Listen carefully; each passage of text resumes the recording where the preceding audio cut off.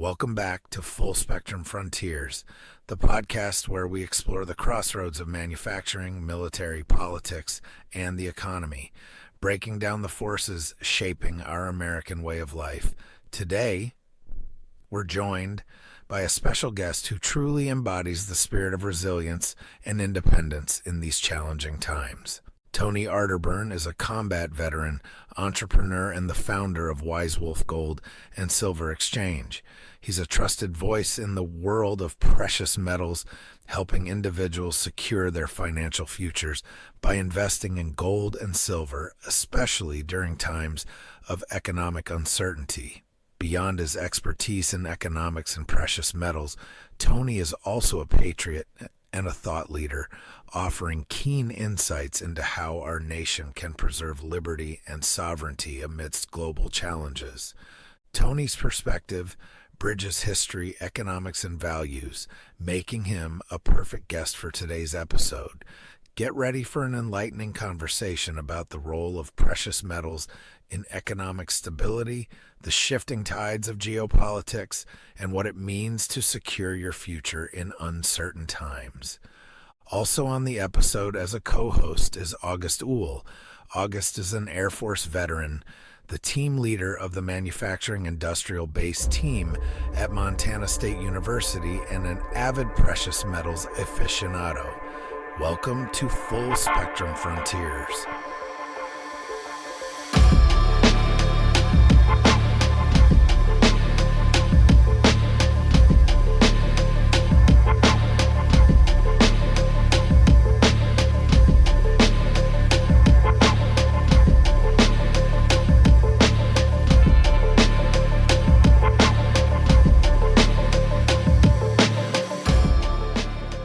All right, we are live.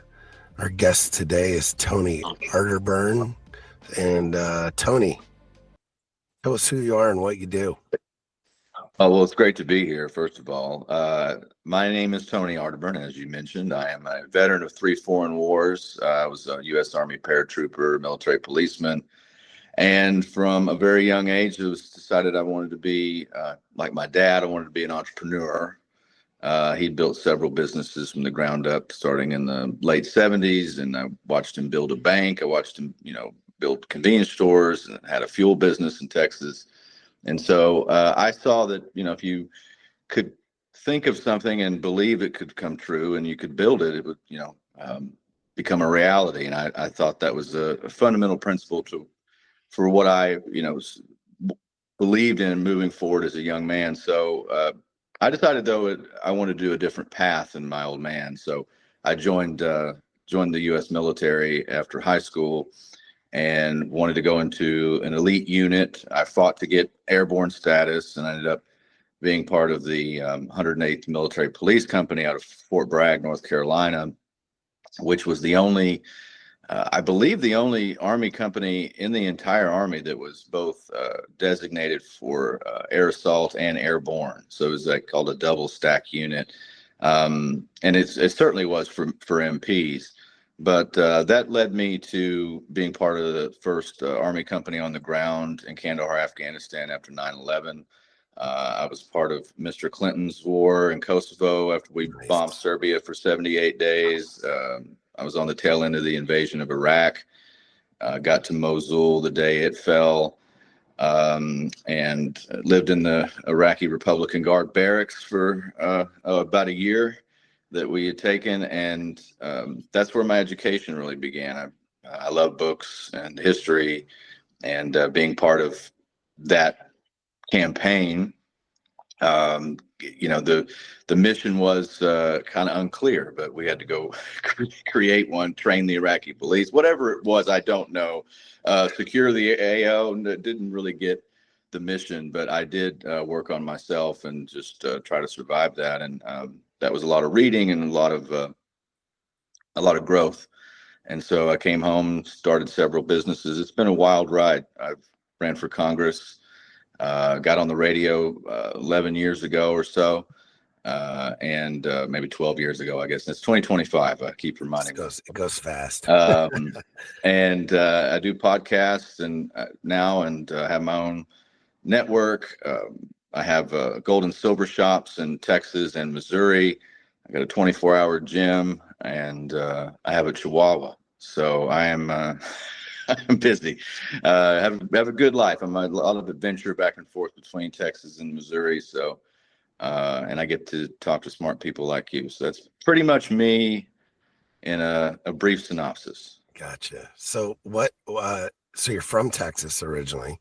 Yeah, from North Texas. I can kind of hear the accent. Okay, well, it's a work in progress. It's a work in progress. What about Missouri? What brought you there? Well, so when I was 13, my grandfather asked me where I'd want to buy land, and I said, "Well, I want to go to the Ozarks." And he said, "Why?" And I said, "Well, I'd read a book on coon hunting, and the kid was in the Ozarks, and it always sounds so cool." So we went up there and bought land, and then years later, I was able to buy some of that land, and that was about 2016. So around 2019, after my broadcasting career started, my second run at broadcasting and metals, I decided I was going to make a go at homesteading up there. So I put a homestead up, and I have 33 acres just south of the border in Missouri into northwest Arkansas. Mm-hmm. And so it's about 30 minutes to my shop in Branson. And it's a beautiful place. And I decided about 2 years ago for a supply chain to set up a shop here in Denison, Texas, which is right over the border of Oklahoma. So it's about a 5.5 hour drive or back and forth. So not the worst. It's not the worst. And the trading floor in Dallas is here. So that's where, if you want to exchange high quantities of metals, if you need to be able to do a larger deal or get supply, this is the place to do it. So it just made sense for me to connect those dots. And so I stay on, I've been at my house here in Denison for 3 weeks. So it's not like, it's a crazy schedule, and I can go anytime I want, but I got a great crew in Missouri. That's really I would say Missouri is really our home station. That's where we pack all of our packages, and I got my crew and my son, who's almost 20 years old. He's doing a great job helping me run that in my gym. So yeah, it's busy times though. We're halfway through the decade of the Great Reset. So right. I'm busy. I bet. So the one question that I've got that I basically start everybody off with is the name of the podcast, Full Spectrum Frontiers. What does that mean to you? Like, what does the phrase full spectrum, you can put it with everything, full spectrum economics, full spectrum warfare, full spectrum, anything. But when you hear that, besides, some people, I've gotten the actual comment of full spectrum marijuana. But full spectrum frontiers, what does that jive in your brain when you hear that? Well, if I'm not mistaken, the term full spectrum is in reference to the light spectrum, isn't it? Like where you're talking about what's illuminated, Yep. So all Absolutely. possibilities. So you've got full spectrum, all possibility frontiers. So it's like a wide open. Is that what what I interpreted? I would absolutely agree with you. That's one of the better answers I've gotten too. So that's good. No, I don't. But I like the full spectrum marijuana one. That was good. I'm not used. My brother has a cannabis grow in Oklahoma, and really, he supplies the dispensaries, and tough business. Tough business. I can imagine. I wouldn't do it. He's told me a lot about it, and he works with me in my Bitcoin business. But tough business. But he has amazing product. So yeah, talk to us about that. I heard you talking about that on a previous podcast that I heard you with. Is you're integrating your the metals business with the crypto. I had heard that you had some plans. I didn't know if you were any farther along with that, or and what's the what do you think the congruency with those two things are, the metals and crypto? Well, we certainly are integrating the two things. And one of the things I'm most proud of is that I've been in the Bitcoin space since 2016. I started out we had some of the first Bitcoin ATMs in America. And I say some of the first, we weren't the first, but we had some of the first. And learned a lot of hard lessons from that. What works, what doesn't, how to bank, all that stuff. And it is complicated. And I'm glad that we went through some of that, and it helped me build my gold and silver business. So I'm thankful for Bitcoin and whatever Satoshi Nakamoto was, helped me get on my feet. Right. But I'm a fan of Bitcoin culture because of what I think surrounds it, and that is education. It's about hearts and minds and changing the paradigm, right? So a young person learns about Bitcoin, they're also going to learn about fiat, the Federal Reserve, central banking, and that's going to lead down another rabbit hole to, intelligence. It's going to lead to, the deep state, shadow governments, things like that high finance and intelligence spring from. And not all intelligence is bad or anything like that. That's not what I say. And not all banking is bad. And I'm a capitalist, and I believe in free markets. We just unfortunately don't have those things. So I'm a fan of Bitcoin in that sense. And, some Bitcoin people, the Bitcoin maximalists, they believe that Bitcoin will demonetize gold and silver. I don't think that's anywhere near the case that it'll ever do that. And gold and silver are money. They always will be. But Bitcoin in the digital age is here. And I think it's a magnificent innovation. I think it is something that is helping humanity. At least that's what I've seen so far. And if you look at the chart of wealth in the world, the big blocks of, sovereign wealth funds, currencies, stock markets, bonds, and all that stuff, it's like 400 trillion or something. The market cap of Bitcoin's 1.4 trillion in a sea of supposedly hundreds of trillions of wealth. And then gold is 16.7 trillion and silver is 1.4. I look at that chart and I go, wow, I'm in the right business, because these are finite things based in an infinite sea of unlimited fiat currency, which is the globe right now. Since 1971, we've been living inside a real-time experiment.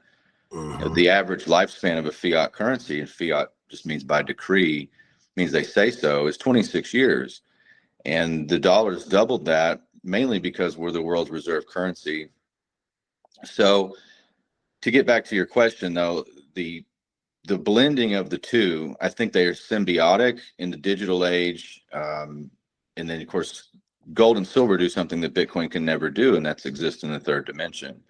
A lot of Bitcoiners don't like it when you say that. I'm a Bitcoiner, though. I mean, I can't emphasize that enough. I just think that gold and silver do something. And there's electronic, medicinal uses, our cultural uses for gold and silver that will never go away, such as jewelry. I mean, I'm wearing, I get my gold necklace. This is a 1912 gold Indian. This is, if you ever need an emergency fund, you got it around your neck. Gold is always money. So I think that's a symbiotic relationship. And one of the things that we're doing is we have Wise Wolf Bitcoin with Wise Wolf Gold and Silver. And that is kind of a merger where if you want to use your crypto to buy gold and silver, what we're going to do is say, okay, that's the same as cash to us. So there's no fee. No other broker in America does that. We're going to do that because of our symbiotic relationship. We've got Bitcoin ATMs that are being deployed. So those are kiosks. You can buy and sell Bitcoin with us. So we'll have an ample supply of Bitcoin. And so one of the offsets of that, kind of give it back to people, is if you got that Bitcoin and say it's gone up and you're going to do a little profit taking, but you don't want to necessarily, put it back into the dollar. Well, buy a 10-ounce silver bar, and you can do that at no fee with us. That's awesome. Yeah, that's what I had heard you talking about. And that's a fantastic idea, in my opinion. Thank you. August, got something? Yeah, thanks, Bennett. And I appreciate you letting me drop in on this podcast as a coworker of yours here at Montana State in our industrial-based team. But Tony, I'm fascinated with physical precious metals. When I say that, I mean, gold and silver predominantly. And it sounds like you operate at, I guess, what I would describe the retail level with folks not talking industrial uses or ETFs, but what do you see as the various reasons that folks that come into your shop are buying, let's just say gold and silver? I mean, is there a multiple reasons and sometimes more than one, or what's that all about in your experience? I think my physical shops, what you'll see a lot at the base level is people just getting some cash, like here's some old gold jewelry, or I got a gold coin that I inherited, or, my dad gave me, 50 ounces of silver and I'm going to get some cash. At the base level, you'll see that, or people that have invested for a while, that they've been holding on to it. They got to put in a home improvement, so they sell to me. Matter of fact, my business is a lot of me buying right now. It's not a lot of me selling. I sell to the trading floor a lot because there's just no buyers, right? I mean, for the larger things like 100-ounce bars and stuff like that, there always is a buyer, but if you need to move it quick, you take it to the trading floor or the wholesalers.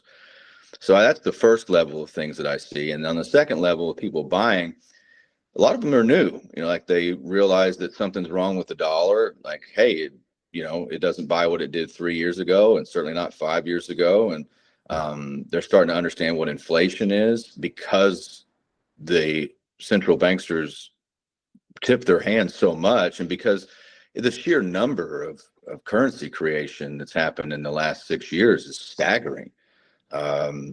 Even at the tail end of the last quarter of 2019, even a lot of this is before, the COVID-19 84, before the lockdowns and all that, there was $6 trillion in currency creation by the Federal Reserve to cover the repo markets and the overnights, like the liquidity. And yeah, don't try to get me to explain that, because I think they make this stuff complicated just so we'll give up and shrug our shoulders and be like, I don't know what that is. It really is just basically they needed to create some new currency to cover float. That's really what it is. Like, there wasn't enough to cover the float. They were losing it. And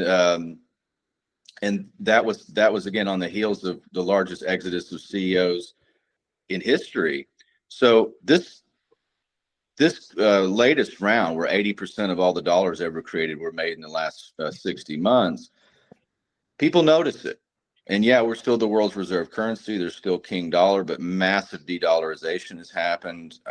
And it's, you can feel the pain through your savings and through, this working longer hours to make less and less. The dollar doesn't go as far. So I think people start to wake up to that, and then, things click. Something about the human condition, and eventually you'll come back and see that gold and silver are money. Right? They just have been. It's part of our connected consciousness in some way. I read a lot of histories on gold, and I'm reading one right now. It's absolutely fascinating. I mean, just deep cultural dives into the meaning of like gold in our lives, and not all of it's good. I mean, I'm going to talk about that. I've got the author coming on my show pretty soon, but there is something ingrained in us with it. And that's why I like to see things like Bitcoin. I think they complement our history with precious metals, because a lot of times it's fear-based. But at the end of the day, gold and silver win out. Like, you can have, Gresham's law, which is when bad money enters the system, good money goes into hiding, until it doesn't, right? Until the bad money runs its cycle. And I'm not saying the dollar is going to be gone tomorrow, but the warning signs are there that, you certainly shouldn't save fiat dollars if you want to house your wealth and your work and your energy. So that's interesting. I think if I can infer from that, you're getting what might be some new people coming in to physical. Absolutely. Silver, gold, and because they're observing, just call it inflation or whatever. Are some of them younger, or, how would you, is it a diverse? It's across the board. It's very diverse. And I'll tell you something interesting that we did. I think is an interesting case study, because, well, obviously I would, it's something I did, but I mean, just even objectively, the membership program that I did, where I just did this just like to see what would happen.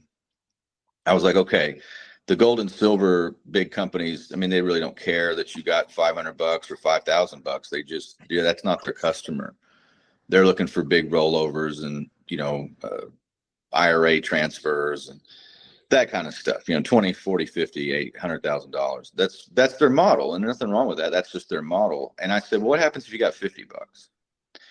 So I created, I'm like, well, people want to save metals, but they don't know what to do. And let me buy it for you. So I started this subscription service called Wolfpack. And I started at $50 and we scale all the way to 5,000. Now you can do that one time, or you can do it automatic.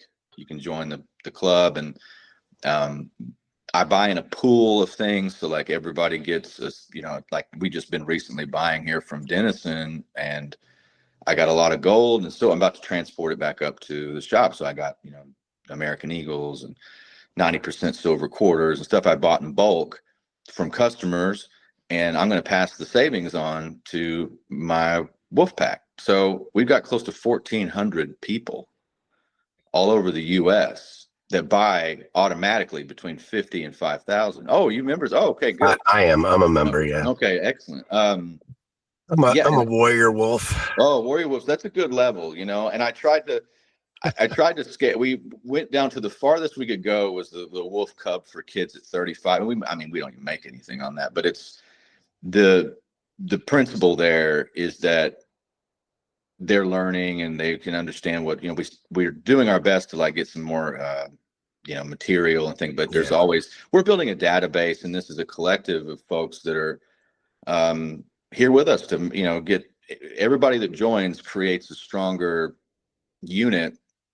And so I'm able to buy better and better things for everybody. It's like when we get to 2,000 members, I feel like, we'll have a breakthrough there where I'll be able to get, even just cooler items at an even more discounted price. That's the goal, at least. And that's the theory. I see why the big guys don't do it, because of the moving parts and the labor and stuff. Like, I see why they don't, but I'm glad I did. And I love what we have. And that's why, my shop in Branson is the two ladies that work for me, a mother, daughter, and my son is there. But the two ladies, they ran a UPS store. So I've got the best crew to pack, and they know where everything is. I know how to send stuff. So that is a really diverse thing. And we made it so easy for people that I think there's a lot of people in that wolf pack, like your question. There's a lot of people there, I think, that have never bought metals before. And now they're getting them automatically, and they think, and I got like 1,000 5-star reviews. Yeah. So people go on there, they're like, whoa, I love this. It's like Christmas I never know what I'm going to get. So we buy it for you, right? So it's like everybody on that same. Awesome. Yeah, it's fun. Remember August, I got my last package, and I was taking pictures and showing him. And yeah. We share precious metals pictures. And I think, Tony, you hit on something which it seems like there's a bit of the, someone might get into it for those, just say more inflationary reasons, but then they start to find out they become hobbyists, right? And I'm not saying numismatic hobbyists, but just the variety, and just because it sounds like you're sending them almost like a surprise, a grab bag of interesting things, right? Yeah, and it's going to change weekly. So like everybody, like we do a new invoice usually every week because it's different products. Like before I got on the show here, my head trader, Yeka, she called me and she's like, hey, we ran out of 10th ounce silver. So I'm going to change the invoices. What do you want to go to? I'm like, hey, put 40% silver Kennedys in there. Nice. And because we bought a big buy-in of those. So like, and I can and a big savings that we can pass along to everybody too. So like you could go to JM Bullion or something and pay significantly more. And so those are just like, I was looking at, hey, what's the same amount of silver in a different coin? So we just look at the inventory that we have on spreadsheets and go, okay, let's put this in. That'll be for that week. So it's a lot of fun. I love building the invoices, and we're just getting started too. Like I'm literally almost everybody who's in that is from a podcast. Yeah. I don't think there's any organic signups. I know, you. I mean, that's great. And like I'm not even. I think if we could cross into like where other people haven't heard of us, I think it's very scalable. Let's put it that way. Yeah. So it's I mean, I've been investing in precious metals for years, and literally it would be as easy as I would from wherever, AppMex or Money Metals or one of the tons of companies out there. And I would, my default buy was always like a roll of dimes, because, it's about what I figure I want to invest at that time. But then I came across your program and it was about the same amount of money, right? But I get a plethora of stuff and I don't have to pay extra shipping or all like different nonsense fees, because I'm dealing in ones and twos, right? right. So I give you a lot of praise and credit, and I at the end of the day, it's such a vehicle for education to people that, especially like my children and whatnot, that hey, it's not hard to invest in this stuff.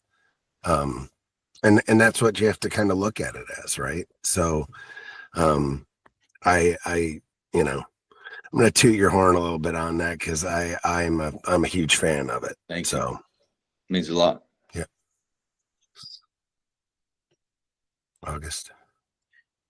Yeah, Tony, and this and Bennett, you and I have discussed, and this could be my flawed thinking, but I think when you look at maybe some of the reasons, and maybe silver more so than gold, but that folks who are accumulating, like you mentioned, silver dimes, which are a small form factor, a nice denomination that's easily divisible for transactions at a smaller level. I think in my flawed thinking, you think about the concept of, when are people going to be needing to use silver and gold for exchange? And you leap immediately to some kind of a post-apocalyptic, we're going to be trading for bullets and canned goods.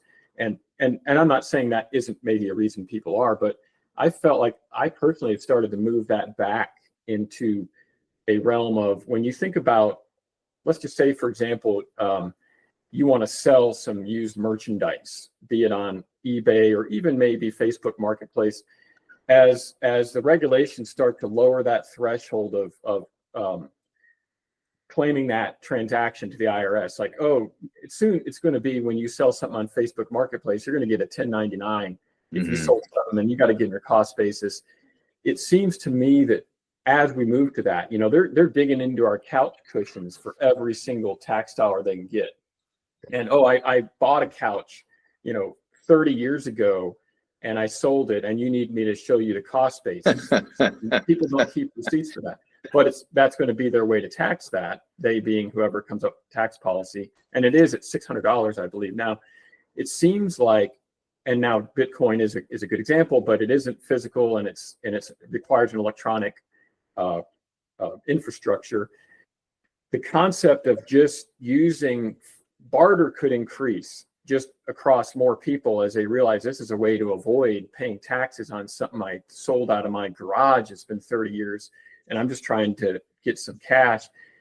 It seems like the incentive for folks to barter will grow, and they're going to look for means of exchange. Now, yeah, when you go on Facebook Marketplace, you always get the interesting trades considered, and they'll try to trade you a shotgun for a motorcycle.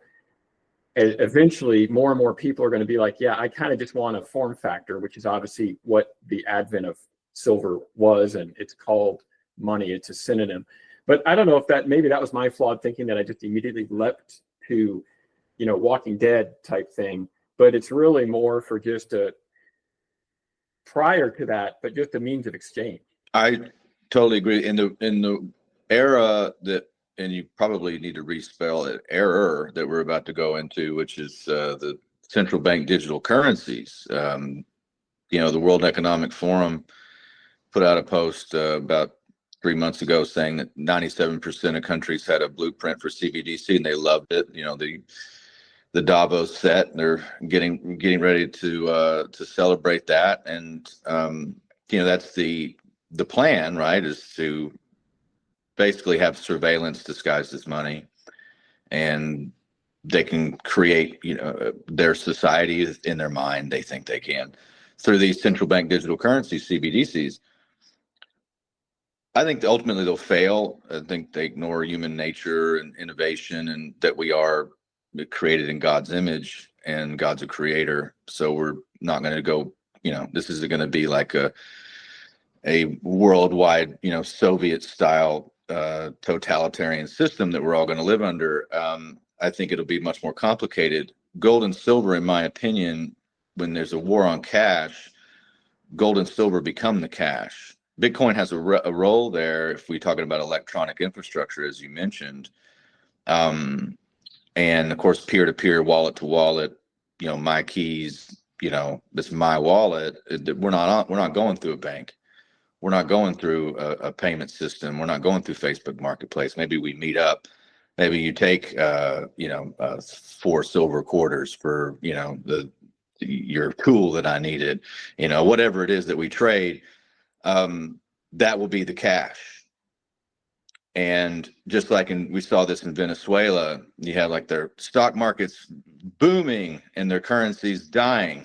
It's kind of like a microcosm of an example of what we're looking at, where it's like everything, the stocks are up and the market's up and the American people are losing wealth, by the second.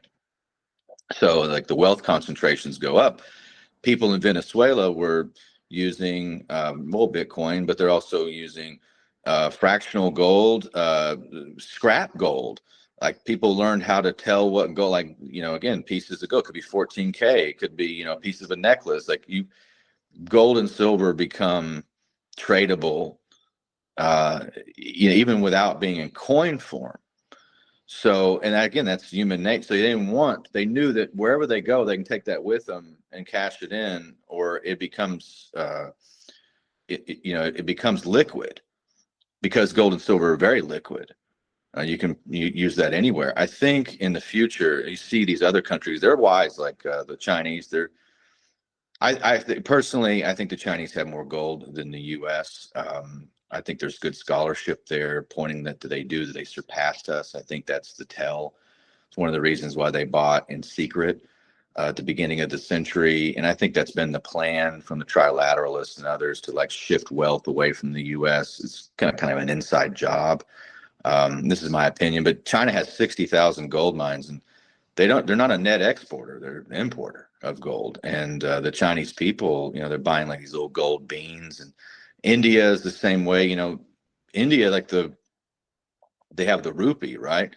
Well, it comes from the root word rupa, which means silver. Like, so they've been based in metals and trading for centuries and centuries. So I think that a lot of these countries will, when the dollar fades, it's not that the BRICS will have a competing currency. I think what the BRICS, which is Brazil, Russia, India, China, South Africa, and now, tons of other nations, including Saudi Arabia, I think what it'll be is just ways for them to do cross-border payments with their commodities. It's not going to be, gold to them is money. Gold has already supplanted the dollar as the world's reserve currency. It's just a matter of, it's a matter of inches at this point. It's a matter of statistics. So I think, again, the future is gold and silver, and fiat currency will be digitized, and then the race is on to see what wins. And I personally, I'm optimistic, because I saw what happened in Nigeria. They tried it in Nigeria. People loved Bitcoin, so they gave them a CBDC, and it went to zero. And I loved it. It's pretty cool. They said, no, this is garbage. We don't want this. But we always have to look out for the black swan and the crisis, right? Because that's how they do it, right? It's the crisis that brings in the change, right, for you to accept it. So we shall see. What did Rahm Emanuel say? Never let a good crisis go to waste. Right. So go ahead. I felt like, Tony, you hit on several things there, which I think tie to the theme of, as Bennett mentioned, with full spectrum frontiers. And one of the other guests we've had on, Darren Gaub, who really, I think that's where we heard the term full spectrum from him to integrate into the name of this podcast. But it could run the gamut of, how gray zone matters, or how do adversaries achieve their objectives? And in this case, let's say, U.S. adversaries, how do they achieve their objectives short of military engagement, up to and including, but a lot of these things they're doing. And I think you tied a lot with the concept of, central banks holding gold reserves. And then you even touched on the fact that, hey, maybe some of them have them off the books or whatever, but they're accumulating gold. And to me, that's almost a de facto admission that why do central banks accumulate gold? What are the reasons for that?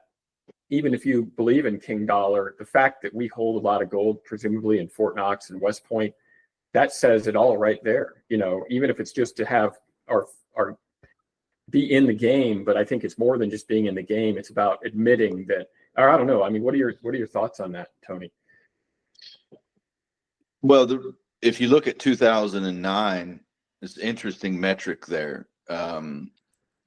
Right around 2009, if you look at central bank gold buying, it's not zero for net buying, but it's close. Okay, it's as close to zero as you can get. Since that time, since 2009, since the bailouts, the TARP funds, too big to fail, all that stuff, the Great Recession, central banks around the world started to accumulate gold. Again, they had taken gold off their balance sheet, and they started to pick up steam, buying gold, accumulating gold. And I think that they ran the simulations and realized that the dollar was on its way out as the world's reserve currency. And if they're stocking their central banks with dollars, they ought to hedge their bets. And when you get to the year 2021, something interesting happens. The Bank of International Settlements takes gold from a tier 3 asset to a tier 1 asset, which puts it on par with currency as liquid. So after that, the race is on, and the next step, Putin invades Ukraine. NATO finally gets him to do that. That's their goal, right? It's like pushing him to do it. I'm not a Russophile. That's how I see it. Like, they want Putin to invade Ukraine. They want that war. They want that kinetic tension. So that happens. Then we place the sanctions. The ruble falls, but then it bounces back better than ever. And they're talking about tying it to gold. Their finance minister says we don't take dollars. They're candy wrappers. Then you start seeing the rapid de-dollarization. So those things happening in succession, and then the central banks start accumulating gold at a record clip, breaking the records since 1950s, since records were kept. So something's going on, and I think what it is at the end of the day, like I mentioned earlier, I think that gold, they're just going. It's not that there's going to be like a new currency per se. I just think that these countries will remonetize their own currencies. It'll be off the quasi fiat standard, and they'll find a way to trade based on the gold that they own. And they're just using their, because if they believed in their own system, they would stock their central banks with their own stuff. Right. And they don't. Okay. I mean, what's so funny is, like, the Federal Reserve, and when you tell people this, I don't think that really registers, but the Federal Reserve Bank lost $900 billion last year. Okay. So the people that make the money lost money. Now, how do you do that? And I really don't know. I mean, I don't know how it's one of those things that you could probably explain to me 100 times. All I'm saying is, you make the money and you lost money. Now, you didn't just lose $1 million and as an oversight. You lost almost $1 trillion. So there's a lot to unpack here. All I know is, like, we're in some historical shift, the lights of which has not been seen, and I don't know when. I mean, this is, and it's not like we're in a worldwide conflict, but it's weird, like underlying nonlinear, asymmetrical, all this fifth generation, whatever it is. I mean, there's all sorts of stuff going on. So, but this is happening, and to deny it, I think you do it at your own detriment. I don't wish for the demise of the U.S. dollar system, because it's going to hurt a lot of people. I'm just saying, I think that's what's happening. So I'm hedging, again, and doing the best I can to try to break this stuff down. And I believe it. I believe in it, and I believe that their alternatives are us setting up a parallel system, going back to things that always worked, and then innovations like decentralized crypto. Yeah, you bring up parallel systems, and if you think about it, parallel systems have been there from the beginning of time. I mean, that's what the black market is, right? It's a parallel system. And the black market doesn't have to be nefarious or whatever. It could literally just be, you know, the farmer's market where you bring, you know, a couple silver quarters and you buy eggs with it. And you know what? That happens every week that I go to the farmer's market. I see it. And or bartering. That stuff, I mean, when you start taxing people to oblivion and start ignoring things like that, then those secondary markets pop up organically. It's not even no pun intended, with the farmer's market and organic, but it's literally, those things happen organically. And they can't stop it. They can try, but they've never been able to throughout history, not for very long at least. So that's just more of a statement. I'm not looking for input because I know you both agree with me. So Certainly. So Tony, do you have any future plans to run for office again? Not off the top of my head, but it's always, I mean, I'll keep that in reserve just in case I need it. And I learned, so when I ran for Congress, I ran against the last World War II veteran.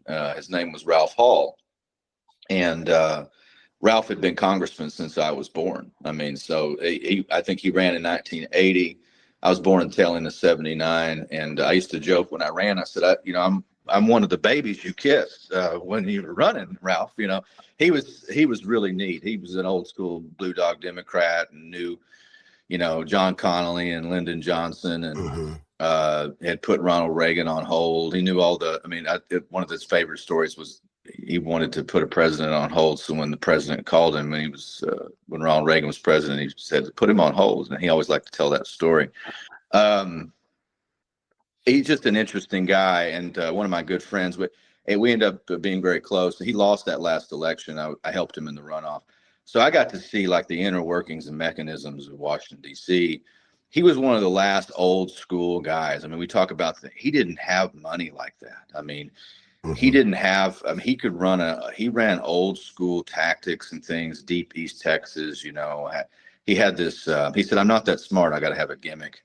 You know, so he'd give away he had this coin press where he'd take a penny, he put it inside this coins or wrap it around something else, and it would be like, you know, Ralph Hall for Congress. He'd give away this penny because he's like, people won't throw away money, so they'll keep my coins around. And he had some specialty shop out of Michigan. They had one of the last presses make those. So just a super good man, World War II veteran, you know, and I just learned a lot. So he always told me, he said, you definitely have that gift where you could. He said, but I would caution you not to, unless you think you can win, don't do it. You know, like unless you think you can really pull it off. And I would wait if there was an opportunity, like maybe just an establishment candidate, like a fraud, somebody that I knew was lying, or just, you know, I would just be a protest candidate, you know, just to jump in and follow them everywhere. Just for the fun of it and do some stunts, you know, like I had all kinds of ideas. Like, you know, when I ran, I was like, you should just walk the district, like the whole thing is like 18 counties. Like, you got to just walk it, you know, or I was going to parachute in from something and do like a, you know, I almost did. It got the wind. I got scratched because of the wind. We ended up doing back then it was 13 years after the Iraq war. Or 13 years since we've been in the war on terror. And I said, let's do a mile, you know, for every year and just bring awareness that we're still in these wars. And I was going to jump and I do a static line and they scratched it. But yeah, just stuff like that. I mean, you run because you love the ideas, right? You run because, I mean, some people, you know, they're narcissistic or sociopaths. Which, you know, you do run into those people, but sometimes you just love the thrill of fight for what you believe in. And I think that's what the politics is supposed to be, in service. So I don't know, maybe, but it's never off the table. But hell, if you run if they just ran my podcast, hundreds of episodes, you're going to find stuff in there that they're going to be like, what is this? Yeah. That's like Nixon said, about the Watergate. I gave them a sword. I'd probably give them a tank, Yeah, I would agree, because people have asked me if I'm going to run. I'm affiliated with Syracuse University with some veterans programs, and they have a program that they talk about helping veterans become politicians, basically, right? And everyone asks me, do I want to run? Do I want to run? And I'm like, no, because every piece of dirt that I've publicly thrown out there will absolutely be dug and thrown on me while I'm going, and I don't even want that. I don't want my family to have to go through that. It's, I've been podcasting for 10 years, and some of those podcasts were Marine centric, military centric, and we talked so much trash about everything and everyone. Well, we need anyone, but if anyone wanted to find any dirt, man, it's well, you got to hand it to Trump. He made it. We're in a post decorum era, so it's getting there for sure. As long as you don't betray the values of the people that you want to vote for you by what you've said or done, and nothing I've done betrayed the values. And I think people like somebody who's publicly flawed as somebody who you can't find anything on them, because I promise you, if you can't find anything on them, there's something horrible. Yeah. There's some unspeakable evil. So that's my opinion. That's a great point for sure. So, heading toward August, do you have anything else that you wanted to ask? No, I think, Ben and I would, and Tony, I feel that, the nature of the full spectrum frontiers can result in repeat guest appearances, just because of it's so diverse in the topic areas. So, hopefully maybe Bennett will be able to have you back on, and we can I'd love to reapproach anytime you guys want to do a show. Just let me know. Reach out to Megan for sure. She keeps me in line. That she keeps you in line. I don't know what's happening after. I'm like, Megan, am I on a show today? So another question that I've got, kind of a wrap up type thing, two different things. But the first one is, as it goes with precious metals and the economy and whatnot, you've kind of touched on this, but this goes hand in hand, is the future of all the metals, right? Just kind of a down dirty why people should be interested, and also what can people do to get them, and just get involved and learn more, because I think a lot of people are intimidated by it, right?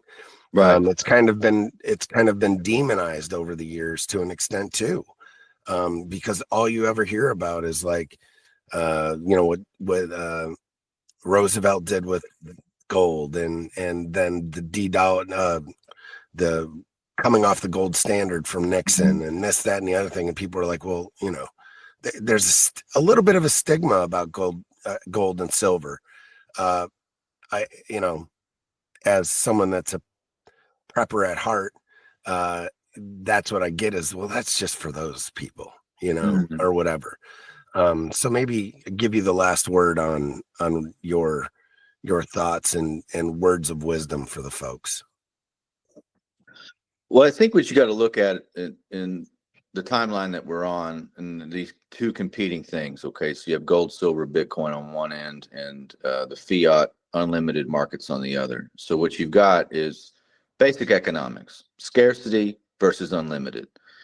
If you're going to work and you're going to want to show results of your work, you want to save in things that are finite. And that's the real estate, that's a commodity of some kind that fills a need. Gold and silver fill that need as money. They're portable, they exist, they're recognizable, and they have uses and outside of just monetary uses. So I think, the history shows us it's about 151,000 tons of gold that have ever been mined from the history of ever. Okay. More steel is poured in 1 hour on this earth than all the gold that's ever been mined. So it's a finite resource versus unlimited. So that's one reason to get into gold and silver, just based off the fact that it houses value. And don't mistake the number go up investment to just being what money is and store value itself, which is, gold. An ounce of gold buys the same amount of clothes, crude oil, land, etc., that it did 100 years ago. It's just that the price is denominated differently in dollars because the dollar has lost purchasing power. So it's an inversion. When you see gold going up, what you're actually watching is the dollar going down. And that's the rub. Silver is also interesting because there's at least a 200 million ounce deficit every year. There's a lot going on with the skewed numbers of the gold silver ratio. It takes like 88 ounces of silver to make 1 ounce of gold in value. That's ridiculous. It's never been that way in history. It's usually 10 to 20 to 1, somewhere in there.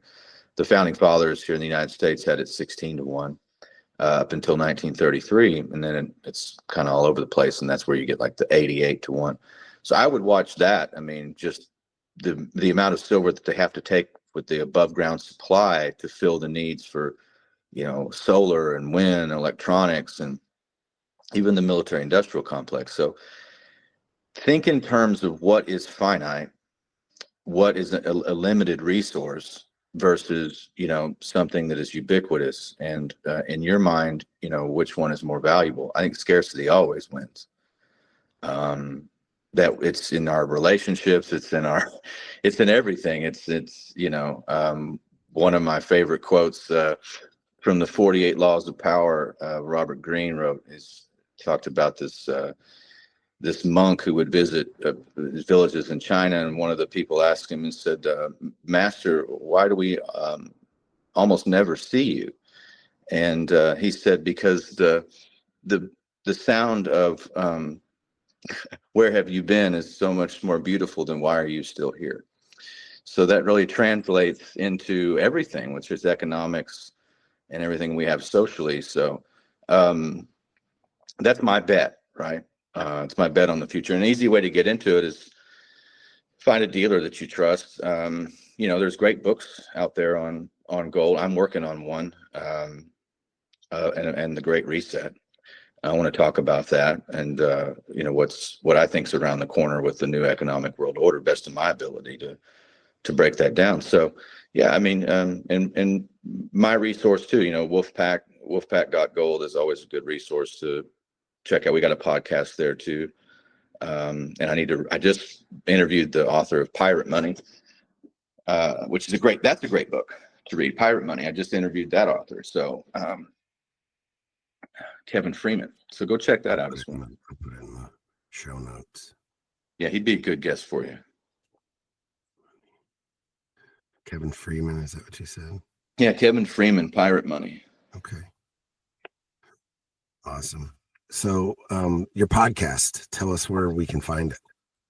My podcast is Paratruther, because I was a paratrooper, and you can go find Paratruther anywhere podcasts are served up. I have a radio show that I put on there as well. It's called the Arterburn Radio Transmission.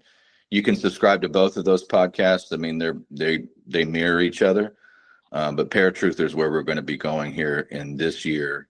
We just did the hidden history of Henry Ford and Fordlandia, and we do topical stuff too. And do some deep dives. Have some great guests. Working on a studio in North Texas for some of those longer shows. So yeah, Paratruther. That's where you can find me. And then we have the Wise Wolf Gold and Crypto show, which I'm working on that too. Right. And it's Wolfpack Gold. What is it? What's the website? The website is wolfpack.gold. Wolfpack.gold. If you type in Wise Wolf Gold and Silver, there's a link to everything there. I mean, I have too many websites, but it has to do with physical locations. That's out of my hands. I keep, it's one of the things that you got out of hand. So yeah, I get it. So, well, Tony, greatly appreciate you coming on, and this has been a great conversation. Thanks for having me. Happy to come back anytime. Absolutely. And we will, I'll be in touch. Look forward to it. All right. Thank you very much. Thank you.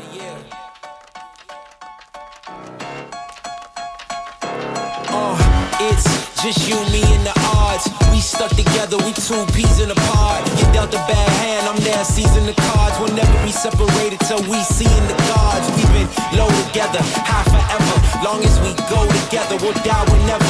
Be a light, couldn't let the darkness try you ever. Truth in my word, you I lie to never. And when the world gets a little too hard, wipe your eyes, put away your sorrow. When it's war, I'll be leading the charge, and I'll be still fighting for you tomorrow. Yeah, even with a blindfold or in different time zones, could find my way to you with my eyes closed. There's nothing between us. Go to Mars or Venus, stand in front of every one of them rocks they slinging and be a shield. Yeah. In the fiercest battle, I'll defend you. From all these arrows in the sword I will keep you from danger. Let me be your shield. Yeah, let's go.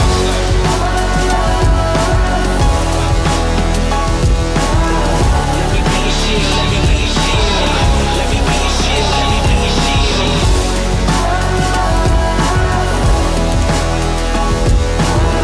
Let me be your shield, let me be your shield. Let me be your shield, let me be your shield.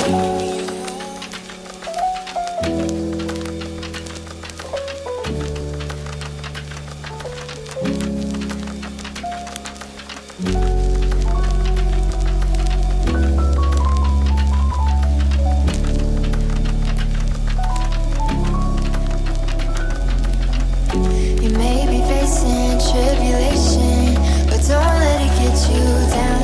What I'm saying may take patience, but you're gonna make it out. I scorched my own 2 feet to pull you to safety.